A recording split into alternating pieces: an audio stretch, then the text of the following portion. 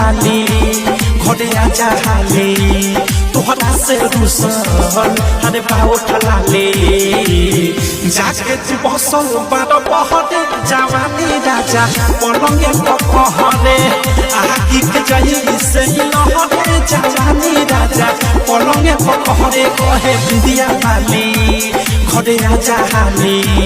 तोहरा से रुसल हरे बाउठ लाली जाके तू बसल बार बहरे जवानी राजा पलंगे पकहरे आगी के जही से लहरे जवानी राजा पलंगे पकहरे जवानी